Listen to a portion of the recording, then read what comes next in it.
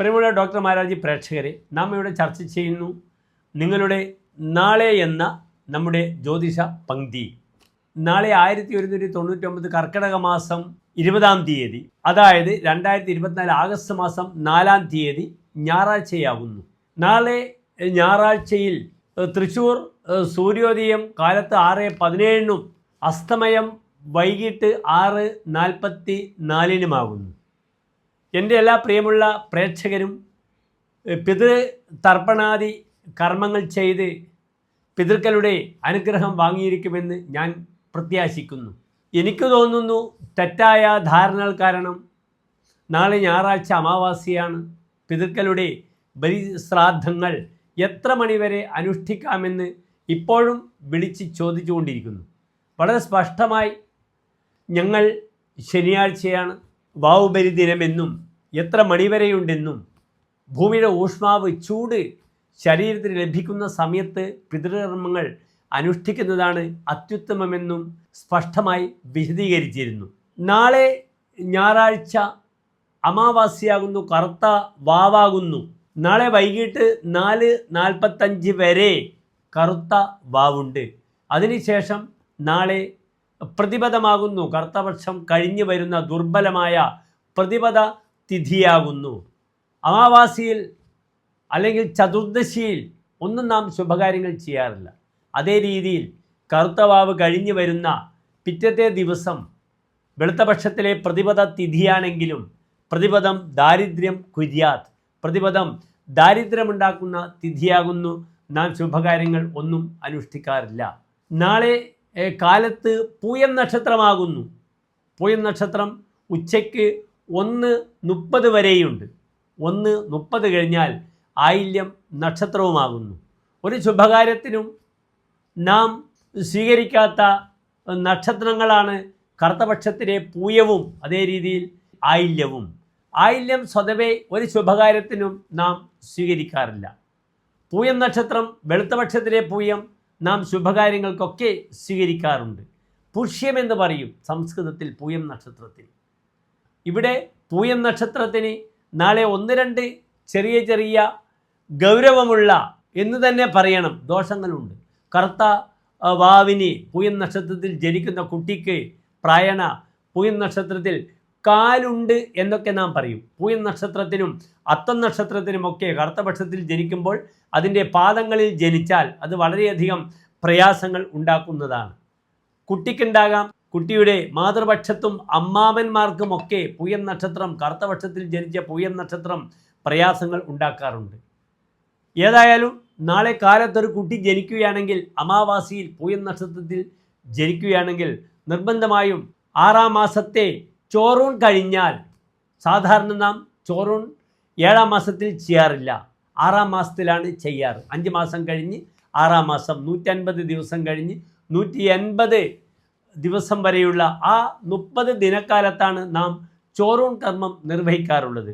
അപ്രകാരം ചോറൂൺ കർമ്മം നിർവഹിച്ചാൽ പിറ്റത്തെ മാസം മുതൽ 12 വയസ്സ് വരെ പ്രസ്തുത കുട്ടിയുടെ പേരിൽ നിർബന്ധമായും ശിവക്ഷേത്രത്തിൽ കറുകഹോമം നാം ചെയ്യേണ്ടതാണ്. ക്ഷേത്രത്തിൽ സമ്പാദിച്ച നെയ്യ് കുട്ടിക്ക് കൊടുക്കേണ്ടതുമാണ്. അങ്ങനെ ആ കുട്ടിയുടെ ദീർഘായുസ്സിന് വേണ്ടിയുള്ള എല്ലാ കർമ്മങ്ങളും രക്ഷിതാക്കൾ അനുഷ്ഠിക്കേണ്ടതാണ്. നാളെ ഞായറാഴ്ച 4:30 മുതൽ 6 മണി വരെ രാഹുകാലമാകുന്നു. നമ്മുടെ സൂര്യോദയം അടിസ്ഥാനമാക്കി 4:47 മുതൽ 6:17 വരെയുള്ള സമയം രാഹുകാലമാണ്. രാഹുകാലത്തെന്നല്ല, നാളത്തെ ദിവസത്തിൽ ഒരു ശുഭകർമ്മങ്ങളും നാം അനുഷ്ഠിക്കാറില്ല. ഉച്ചയ്ക്ക് 1:30 കഴിഞ്ഞ് വരുന്ന നക്ഷത്രം ആശ്ലേഷ നക്ഷത്രം, ആയില്യം നക്ഷത്രമാകുന്നു. ആയില്യം നക്ഷത്രത്തിൻ്റെ അവസാനത്തെ 15 നാഴിക വളരെ ദോഷകരമാണ്. അത് ഗണ്ഡാന്ത നക്ഷത്രമാകുന്നു.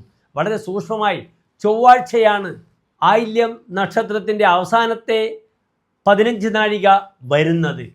നാളത്തെ ആയില്യം നക്ഷത്രവും ഞാൻ സൂചിപ്പിച്ചു, ഒരു ശുഭകാര്യങ്ങൾക്കും നാം സ്വീകരിക്കാറില്ല. യമരുദ്രാഹി മുപ്പൂരം തൃക്കേട്ടൈവ 7 നാൾ.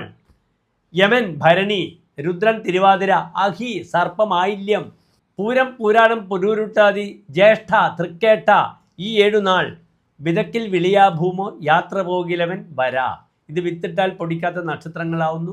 യാത്ര ചെയ്താൽ തിരിച്ചു വരാറില്ല എന്ന് പറയുന്നു. പക്ഷെ പലപ്പോഴും നാം കണ്ട അതിശക്തമായ പ്രഭാവമുള്ള നക്ഷത്രമാകുന്നു ആശ്ലേഷം അഥവാ ആയില്യം നക്ഷത്രം. മെമ്മറി, ഓർമ്മയുടെ വിഷയത്തിൽ ആയില്യം നക്ഷത്രക്കാർ അതിശക്തരാണ്. കാരണം ഈ നക്ഷത്രത്തിൻ്റെ അധിപനായ ഗ്രഹം ബുധനാകുന്നു. ഈ ബുധൻ്റെ ഒരു അസാമാന്യമായ വാസന, കരുത്ത്, കൂർമ്മ ബുദ്ധി, ഇതൊക്കെ ആയില്യം നക്ഷത്രക്കാരിൽ നമുക്ക് ദർശിക്കാവുന്നതാണ്. നാം കണ്ട ലോകോത്തര പ്രതിഭകളായ ജവഹർലാൽ നെഹ്റുവും മഹാത്മാഗാന്ധിജിയുമൊക്കെ ആയില്യം നക്ഷത്രത്തിൻ്റെ സംഭാവനയാകുന്നു. ഇന്ന് കേരളത്തിലെ ഏറ്റവും വലിയ വെൽത്ത് മാനേജ്മെൻറ്റിൻ്റെ ശില്പിയായ ചിട്ടി കമ്പനികളുടെ ഉടമയായ ഗോകുലം ഗോപാലനൊക്കെ ആയില്യം നക്ഷത്രത്തിൽ ഭൂജാതരാണ്. ലോകപ്രശസ്ത ഇന്ത്യയിലെ വാനമ്പാടി ലതാ മങ്കേഷ്കർ ഒക്കെ തന്നെ ആയില്യം നക്ഷത്രത്തിൻ്റെ സംഭാവനകളാണ്. വളരെ വിശദമായി ആയില്യം നക്ഷത്രത്തെ പറ്റിയുള്ള ഒരു പ്രൗഢമായ വീഡിയോ ഡോക്ടർ മാരാർജി നിങ്ങൾക്കായി വരും ദിനങ്ങളിൽ അവതരിപ്പിക്കുന്നുണ്ട്. വളരെ ശക്തമായ സാന്നിധ്യമുള്ള നക്ഷത്രമാകുന്നു ആയില്യം നക്ഷത്രം. ഇവർ കുശാഗ്രബുദ്ധികളാണ്. ഏത് സഭയിലും മധ്യസ്ഥത പറയുവാനും അതിശക്തമായ കരുനീക്കങ്ങൾ നടത്തുവാനും ചടുലമായി രാഷ്ട്രീയ നീക്കങ്ങളിലും നമുക്ക് ശ്രദ്ധിക്കാം ആശ്ലേഷ നക്ഷത്രക്കാരുടെ അത്യന്തം കുശാഗ്രമായ കഴിവുകളും ഇടപെടലുകളും. ആയില്യം പലപ്പോഴും അയൽ ദോഷി എന്ന് പറയാറുണ്ട്.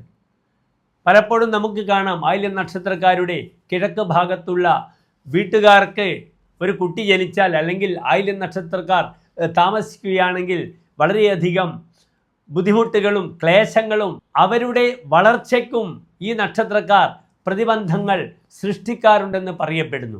സർപ്പദൃഷ്ടി ഉള്ളതുകൊണ്ടാണ് ഇങ്ങനെയുള്ള ഒരു ഉക്തി സമൂഹത്തിൽ പറഞ്ഞു വരുന്നത്.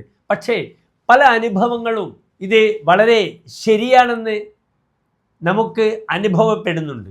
എൻ്റെ മുന്നിൽ തന്നെ ആയില്യം നക്ഷത്രവുമായി ബന്ധപ്പെട്ട 3 അനുഭവങ്ങൾ വളരെ സൗകര്യത്തിൽ ഈ നക്ഷത്രവുമായി ബന്ധപ്പെടുന്ന ചർച്ചയിൽ ഞാൻ നിങ്ങളുമായി പങ്കുവെക്കുന്നുണ്ട്. ഏതായാലും നാളത്തെ ദിനങ്ങൾ നിങ്ങൾക്ക് ക്ഷേത്ര ദർശനത്തിലൂടെ അല്ലെങ്കിൽ പ്രാർത്ഥനയിലൂടെ വളരെ അനുകൂലമായി മാറ്റിയെടുക്കാൻ ശ്രമിക്കേണ്ടതാണ്. ഉച്ചയ്ക്ക് 1:30 വരെയുള്ള പൂയം നക്ഷത്രത്തിൽ ശനീശ്വരന് കാലത്ത് നീരാഞ്ജനം അല്ലെങ്കിൽ എള്ളിതിരി വഴിപാടായി സമർപ്പിക്കുന്നത് വളരെ ഗുണമാകുന്നു. നാളെ ഞായറാഴ്ചയാണ്. ഞായർ ശിവനുമായി ബന്ധപ്പെട്ട് കിടക്കുന്നു. ശനിയും ശാസ്താവുമായി ശിവനുമായി വളരെയധികം ബന്ധപ്പെട്ട് കിടക്കുന്നു. നിങ്ങളുടെ പ്രാർത്ഥന നാളെ ഓം ശം ശനീശ്വരായ നമഃ എന്നാകുന്നു. ആ പ്രാർത്ഥിച്ച് കാലത്ത് തന്നെ അയ്യപ്പ ക്ഷേത്രത്തിൽ അല്ലെങ്കിൽ ശനീശ്വര ക്ഷേത്രത്തിൽ അല്ലെങ്കിൽ ഹനുമാൻ ക്ഷേത്രത്തിൽ വഴിപാടുകൾ ചെയ്ത് നാളത്തെ ദിനത്തെ ഭംഗിയാക്കി മാറ്റാൻ ശ്രമിക്കുക.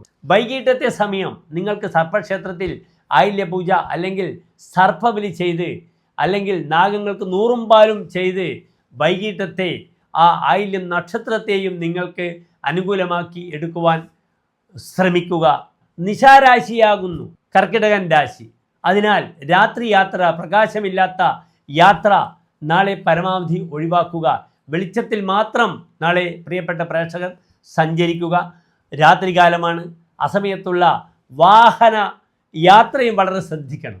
അത് ഇരുചക്ര വാഹനമായാലും ചതുഷ്പാദ്, ബഹുപാത്ത് രാശി, വലിയ ചക്രങ്ങളോടുകൂടിയ വാഹനങ്ങളായാലും യാത്ര വളരെ കരുതലോടുകൂടി ചെയ്യുക.